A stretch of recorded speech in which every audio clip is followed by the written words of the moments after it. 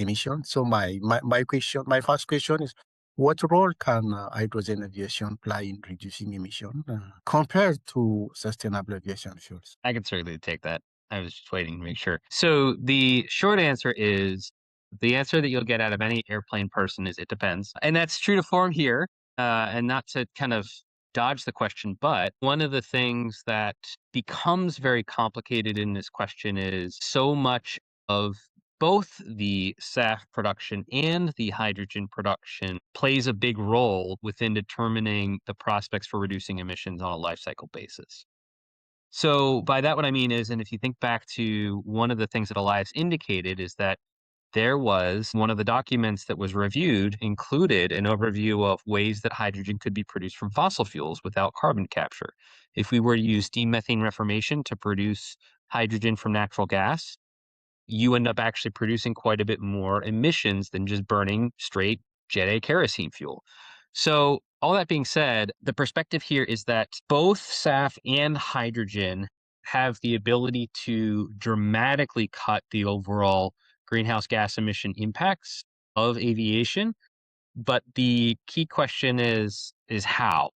If the lowest carbon way to make SAF, for example, is what we call the power to liquid approach, where we're actually creating hydrogen and catalytically combining it with captured carbon in some way in order to produce kerosene kind of hydrocarbon chains that way. That will, on a hypothetical basis, totally circularize the carbon dioxide emissions from the aviation system, so long as the hydrogen is produced in a green fashion. You can do the exact same thing, right, where you're creating green hydrogen and liquefying it, and also creating more or less zero life cycle greenhouse gas emissions in the process. But the hard part is that that's not practical right now, that we don't have the power production, the electricity production to support such a green production enterprise. I have a separate publication that can kind of cover what I say is a technically credible approach to viewing this in future decades, because there is a crossover point. Right now, if you were to create hydrogen using the kind of the common practices that we do today, you'd be looking at anywhere from 2 to 3x the overall emissions as current kerosene systems. Fast forward to 2050, if we make the sufficient improvements in global grids, we enhance carbon capture technologies for fossil power systems, that might come down to 80%.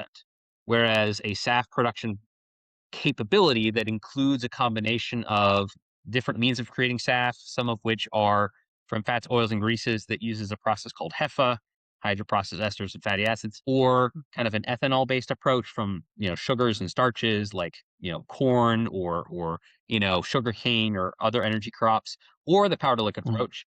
We might be looking at a total 2050 kind of capability that starts off already quite a bit lower than that of fossil kerosene, but might only go down to 60% reduction by the year 2050.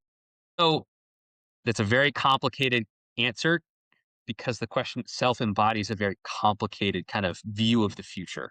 So hopefully that's not too much information. The punchline in short is just that what role can it have? A very important part, but you also need to tackle a whole bunch of other stuff upstream for it to actually have the impact you want. Thank you. Thank you. Thank you very much, Philip, for that clarification. Much appreciated. Thank you. Certainly.